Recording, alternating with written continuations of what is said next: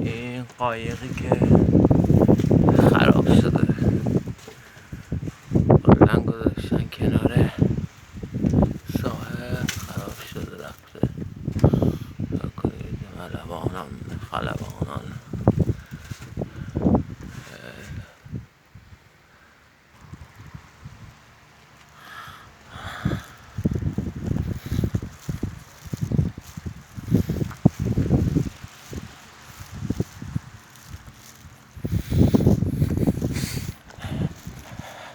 خلیج فارس.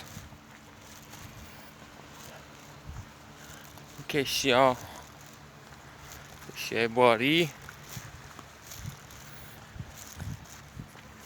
اونجا لنگر میندازن که نوبتشون شه برن اسکله یا بارگیری کنن یا بار خالی کنن.